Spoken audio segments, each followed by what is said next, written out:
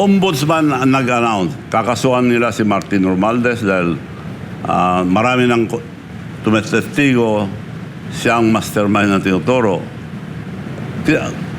May whole departure na siya. Opo. Kakasuhan namin. Bakit hindi gumagalaw ngayon ng ombudsman? Dapat isang salita lang po tayo. Kung kasuhan nyo kung may kaso. Oo. Kung wala, sabihin wala. Tapos, dahil doon, nag-trigger naman sumagot si Martin Romualdez. Hindi ako bababa mag-isa. Kasabwat dyan, Public Representatives, and the executive. Sino executive? Si Bongbong Marcos. Sa Constitution, the executive. Kaya ngayon, hindi na tinuloy. Bakit hindi tinuloy? Sakot sila kay Martin? Ituturo niya yung mastermind. Oo. Kung hindi niya tuloy. Kung Pero makauwi si ituloy Saldico. nila, kung ituloy ni Martin, susuportan pa ang taong bayan. Yun.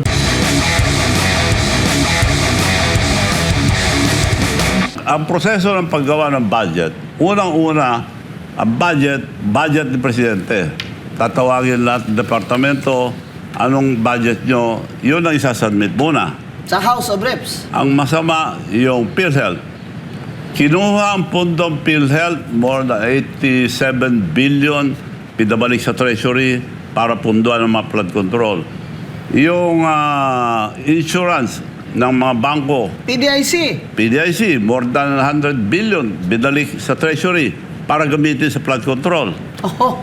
So, yung budget, gagawin ng Presidente, sasubmit niya yung sinubmit ng mga department head. Yung PhilHealth, humingi ng mas mababa sa ginawa nila, 80 billion or something. Pagkatapos doon, dinala sa Congress. Nandun yung request ng PhilHealth. Pagdating sa Senate, nandun. Kita ko lahat eh. Sa BICAM, nandun. Nung bumalik kay Presidente, tinanggal. Yun. So, zero budget noong 2025 dahil doon ginawa ng malaking nakawan sa... Kasi mag-election yun, Gob.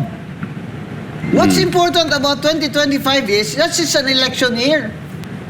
Kaya, pinagkukuha yung mga pondo na yan na sinabi nila, excess. Hindi naman po yun excess eh.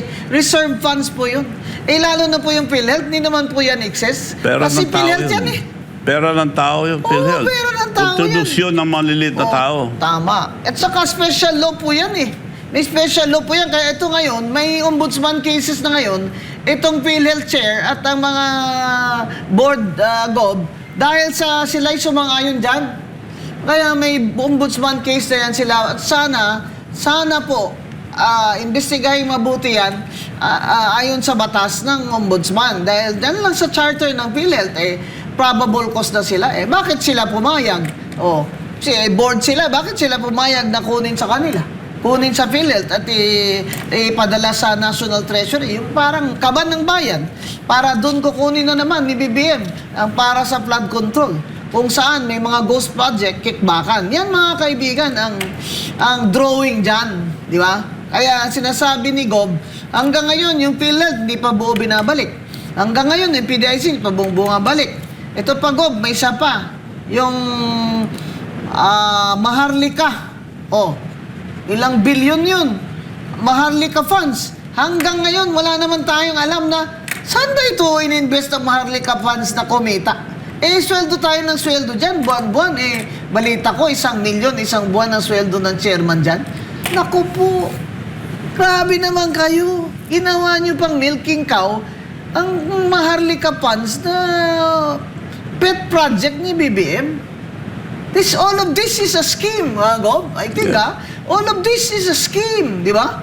Na kung saan magagatasan.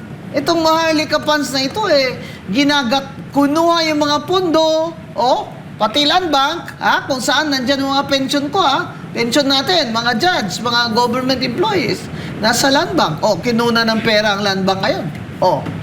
Ilang bilyon yun. Nilagay sa Maharlika funds. Kung malugi yan, at mukhang lugi na yan dahil wala namang investment na tama yan. Parang labahan lang eh. Labahan lang. Galing talaga ni Governor Chavit. Parang labahan lang, parang ginawang money laundering lang. Kaya kailangan, AMLA, para maging fair din kayo sa amin, ng mga taxpayers. Chicken nyo rin kung yan bang Maharlika Funds ay money laundering scheme yan. Hindi, ganito na lang para hindi malito ang ating kababayan. Ombudsman ang nag-announce. Kakasuhan nila si Martin Romualdez dahil marami ng tumetestigo siyang mastermind ng tinuturo. May whole departure na siya. Opo. Kakasuhan namin. Bakit hindi gumagalaw ngayon ng ombudsman? Dapat isang salita lang po tayo. Kung kakasuhan nyo kung may kaso. Oo. Kung wala, sabihin wala.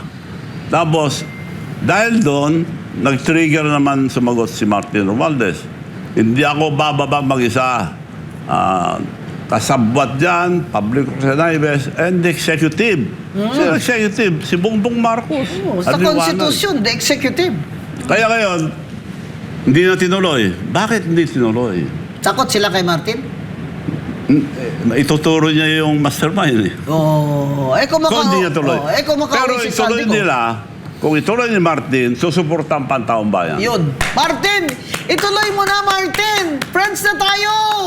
Tuloy mo na! Sabihin mo na kung sino talaga ang mastermind! Hindi lang kailangan testigo siya dahil sa sinasabi niya. Isang solusyon dyan, si Senator Ping Lacson, sabihin niyang totoo, solve ng problema natin. Oo. Ayan ba yung report niya, Dahil Gob? nasa kanya lahat ng report. O, ayan yung report niya, Gob. Di nga mapirmahan ng Siyam eh. Walang pumipirma, kulang pa siya. Kung pagtatakpan nila yung mastermind, lalo pong babagsak ang rating ang ating kaibigan si Senator Ping Lacson. Oo. Wala na pong naniniwala sa inyo dahil sa pagtatakip nyo sa mga testigo, mga ginagawa sa Senado. So, babalik ang tiwalang tao. Ngayon, alam nyo na lahat na nangyayari dyan. Oo. Ibalik na yung tiwala namin sa inyo, Senator Lacson, So, dahil ang solusyon- napakagaling nyo ba na noon eh. Ang solusyon, Senator Lacson, or si Martin Esteban, susuportahan ng taong bayan yan kung magsabi siya ang totoo. Dahil Alam mo, malalaman Martin, na pag natin. nag-rally ka dyan, sasama ako. Oh, sure. Oh, honest. Wala nang Sama rally. ako sa'yo. Pag nag-rally ka, sabihin mo kung sino ang nag-utos sa'yo. Mastermind nyo. Oh. Kahit na hindi ka mag-show up sa rally, kahit video na lang. Oy, tatayo na lang ako dun sa tabi ng video mo. At saka, Gob, yung sinasabi ko nga, alam mo, anong payo natin kay Martin, Gob? Anong payo mo? Kung pagkausap mo ngayon si Martin, anong payo mo sa kanya? Well, ituloy lang. Kung sabihin lang, ituloy niya yung sinasabi niya, dahil siyang testigo eh. Yes! Kung ituloy lang niya yon, solve ng problem natin. Or si Senator Ping Lacson, alam niya yan. Alam ko na alam niya. Kung ituloy niya na sabihin ng katotohanan, tapos ng problema ng bansa. Nakikiusap po ako sa kanila dahil hindi po pwede ipagtuloy itong gobyerno dahil dami ng utang at tuloy-tuloy pa rin ang anomalya. Kailangan po, wala nang kinabukasan ng mga kabataan. Wala nang mangyayari sa ating Wala na bansa. pong trabaho, 3 Maski million. sino pa nasusunod na presidente, wala na magawa. Wala nang foreign direct investments. Wala. Bagsak. Walang bagong kapital. Ang mga may kapital na Pilipino ay sa labas na po nag-invest. Sa Vietnam, sa China. We have to have a new leader para mabago lahat. At saka dapat po may managot. Diba, Gob? Kasi ang mga tao po, sinasabi, pare-pareho naman yan eh. Paulit-ulit eh. Wala kasing nananagot. Diba? Sinabi nga ni Lee Kuan Yew eh. Kaya daw tayo ganito eh. Kasi walang nagpaparusahan sa mga magnanakaw sa gobyerno. Unlike Lee Kuan, unlike Singapore. Dapat may isang salita tayo lahat. Ang problema, wala tayo po isang salita yung mga iba. Kung may isang salita lang ang mga leaders natin, matino itong ating bansa. May pag-asa pa po ba? Kung magsabi ng totoo si Senator Ping Lacson, yun ang pag-asa natin. Or si Martin Romualdez, kung magsabi na ituloy-tuloy niya yung sinabi niya, dahil alam na lahat ng sinasabi niya, tapos na. Mahinto itong mga itutuloy pa na puro anomalya pa rin. Hanggat nandyan si BBM, tuloy-tuloy lahat yan.